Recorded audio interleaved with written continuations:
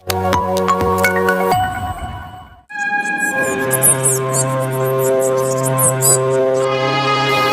गरीब आदमी था। वह रोज किसी काम की तलाश में रहता। कहीं कोई काम दे तो ठीक, नहीं तो पास के जंगल से कभी लकड़ियां बटोरकर, फल फूल तोड़कर या कोई बूटी ढूंढकर बेच देता था। बस किसी प्रकार वह अपने परिवार को पाल रहा था।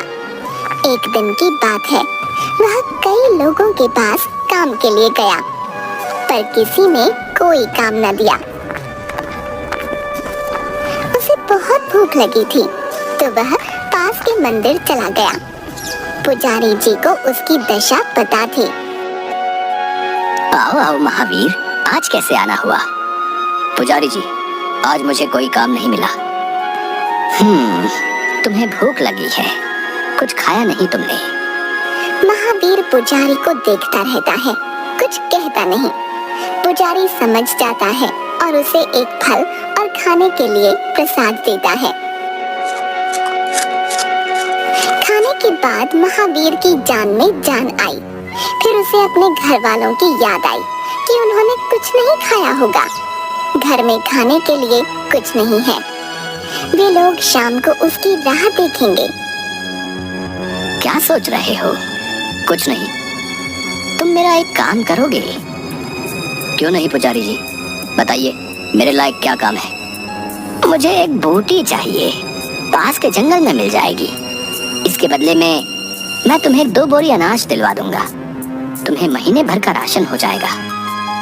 महावीर को समझ नहीं आया कि वह क्या कहे। उसने जैसे ही कुछ बोलना चाहा, अच्छा, थोड़े पैसे भी दे दूंगा। अब तुम ज्यादा सोचो मत, इससे हम दोनों का काम हो जाएगा। पर ये बात तुम किसी को बताना नहीं। महावीर के पास कोई चारा नहीं था।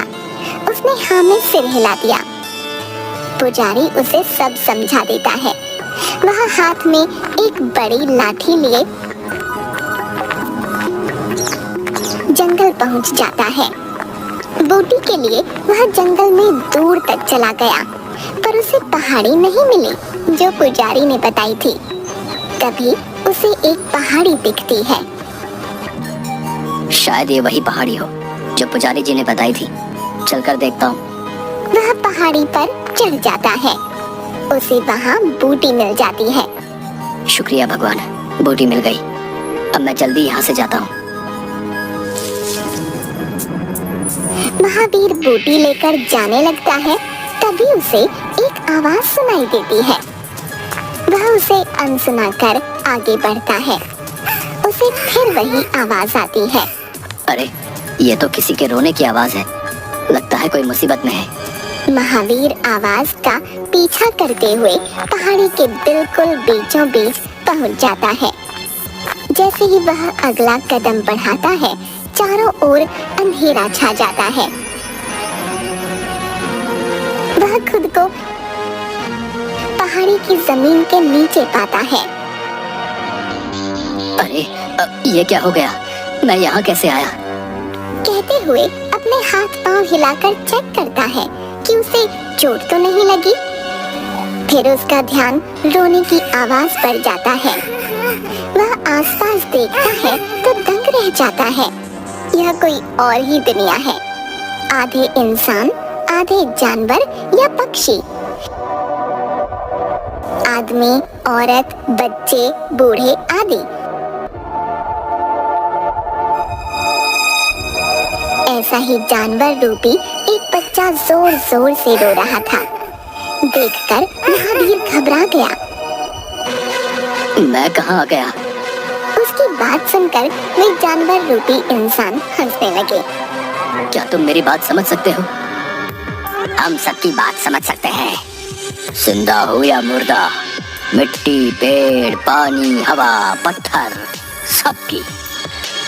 मुझे यहाँ से जाने दो। जाओ जाओ, हमने थोड़ी तुम्हें बुलाया था। तुम खुद आए थे, खुद ही जाओ। यहाँ से जाने का कोई रास्ता तो बताओ। सब हंसने लगते हैं। हमें नहीं पता।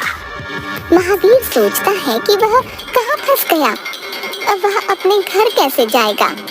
इतने में रोने वाले बच्चे, खरगोश जैसा दिखने वाला की आवाज तेज हो गई। पहले कोई से चुप कराओ। तुम्हें क्या परेशानी है? तुम चुप रहो। क्यों चुप रहो? तुम अपने आप को क्या समझते हो? चुप बे। ऐसा कहते हुए वह उसे मारने लगता है। दोनों की भयंकर हाथापाई हो जाती है। पैने नाखूनों पंजों के वार से दोनों लहूलुहान हो जाते हैं। दोनों को बहुत चोट आती है। अरे कोई रोको तो इन्हें, नहीं तो एक दूसरे को मार डालेंगे। बस करो तुम दोनों। उसके ऐसा कहते ही दोनों लड़ना बंद कर देते हैं। अभी हमें झगड़ा बंद करके शाप से मुक्त होने के बारे में सोचना है। ठीक से बताओ क्या कहना चाहते हो? वे सभी पहले इंसान थे और एक गांव में रहते थे।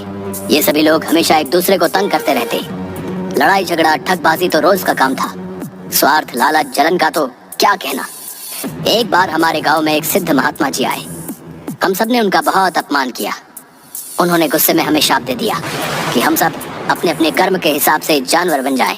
फिर हमें दुनिया से दूर यहाँ बंद कर दिया। मूर्ख हो सब। कह सकते हो। मुझे यहाँ से जाना है। यहाँ से जाने का कोई रास्ता नहीं। तुम्हें हमारी मदद करनी होगी। कैसे? इस शाप से मुक्ति के केवल दो रास्ते हैं। एक है यहाँ किसी तरह सूरज की रोशनी पहुंच जाए और दूसरा है किसी साधारण इंसान की बलि। इससे देवता प्रसन्न हो जाएंगे और हम भी।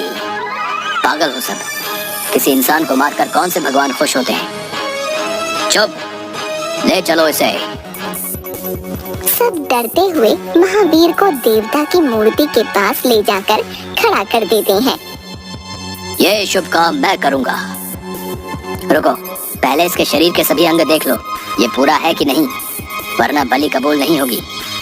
बंदर रूपी आदमी महावीर के पैर, पीठ, सिर, आंखें चेक करने के बाद गुस्से से गुर्राया। हो गया सब बेकार। इसके बाएं हाथ में 6 उंगलियां हैं। यह देख सब जमीन पर बैठ जाते हैं। खरगोश रूपी बच्चा फिर से रोने लगता है। इसका मतलब हमें कभी मुक्ति नहीं मिलेगी। सूरज की रोशनी तो यहाँ कभी नहीं आ सकती। और वह भी रोने लग जाती है। मुझे जाना है। जाओ, अब तुम्हारा यहाँ कोई काम नहीं। पर एक बात याद रखना, हमारा भेद तुम्हारे सिवाय किसी को पता न चले, वरना तुम्हारे साथ क्या होगा हम नहीं जानते। कोई रास्ता? हमें नहीं पता। पता होता तो क्या हमारी ये हालत होती?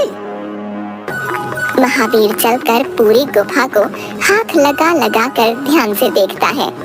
अचानक एक स्थान पर हाथ लगाते ही गुफा में अंधेरा छा जाता है और महावीर स्वयं को पहाड़ी की उसी जगह खड़ा पाता है जहाँ से वह गायब हुआ था।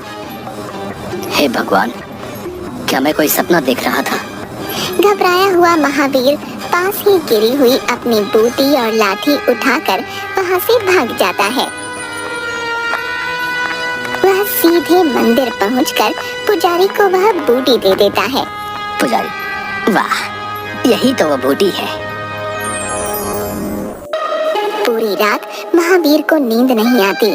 बार बार वही रोने की आवाज उसके कानों में गूंज रही थी। तंग होकर वह आधी रात को बैठ जाता है।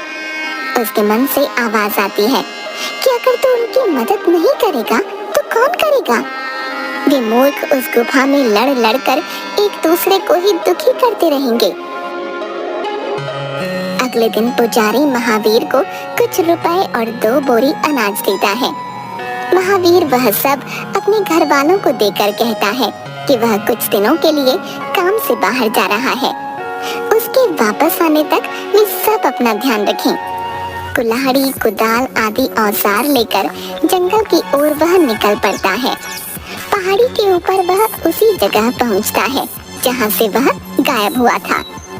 उसने अगला कदम बढ़ाने से पहले सारे औजार अपने शरीर से बांध लिए। जैसे ही उसने आगे कदम बढ़ाया, चारों ओर अंधेरा छा गया और वह फिर से इन जानवर रूपी इंसानों के बीच पहुंच गया। तुम फिर से यहाँ क्यों आए हो? तुमने हमारा भेद किसी को बताया तो नहीं? नहीं, मैं यहाँ तुम्हारी मदद करने आया हूँ। अब तुम हमारे किसी काम के नहीं, वरना हम क्या पागल हैं जो तुम्हें जाने देते? शाप से मुक्त होने का दूसरा उपाय भी है। कभी सोचा है उसके बारे में? हम इतने भी मूर्ख नहीं हैं। कोशिश कर चुके हैं, एक पत्थर तक नहीं टूटा। मैं पूरी कोशिश करूंगा। करने दो इसे जो करना चाहता है। महावीर कई दिनों तक छत को तोड़ने की कोशिश करता है। बाकी लोग भी उसकी मदद करते हैं। बड़ी मुश्किल से वह एक गड्ढा करने में सफल हो जाता है। गड्ढे से सूरज की किरणों के अंदर आने पर महावीर का चेहरा खिल जाता है, पर बाकियों के चेहरे पर उदासी थी। देखो देखो, धूप आ रही है। कहाँ कहाँ है धूप?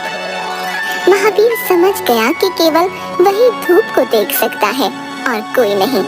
वह उस गड्ढे से निकलकर पहाड़ी के ऊपर पहुंच जाता है, पर बाकी जानवर रूपी लोगों को कुछ दिखाई नहीं देता।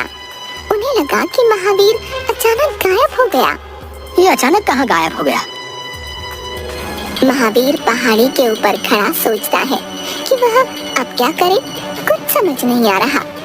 वह सोचता है कि इस बार वह यहीं से खुदाई करेगा। पहाड़ी का मुआयना करते करते वह बूटी वाले छोटे पेड़ के पास पहुंचा। जमीन कच्ची होने से वह वहीं खोदना शुरू कर देता है। थोड़ी देर बाद एक बड़े पत्थर के टुकड़े के गिरते ही नीचे से खुशी से चिल्लाती हुई आवाजें आती हैं। धूप आ गई, धूप आ गई। महावीर ने ध्यान से देखा। धूप सीधे नहीं बल्कि बूटी वाले पेड़ से छनते हुए नीचे जा रही थी। वह पूरा रहस्य समझ गया और सभी जानवर सुंदर इंसान बनकर उसके सामने खड़े मुस्कुरा रहे थे। हमें शाप से मुक्त करवाने के लिए धन्यवाद दोस्त। आपके इस उपकार के बदले हम कुछ नहीं दे सकते। एक पत्थर का टुकड़ा देते हुए, इसे रख लो भैया। हम चाहते हैं कि आप इसे रख लें। यह आपके कुछ काम जरूर आएगा। और वे सब वहाँ से एक नए और सुंदर जीवन की शुरुआत करने के लिए चले जाते हैं। महावीर भी अपने घर आ जाता है। महावीर ध्यान से देखता है। वह साधारण पत्थर नहीं, हीरा था। उसे बेचकर मिले रुपयों से वह अपने काम करने लगता है और उसकी गरीबी दूर हो जाती है।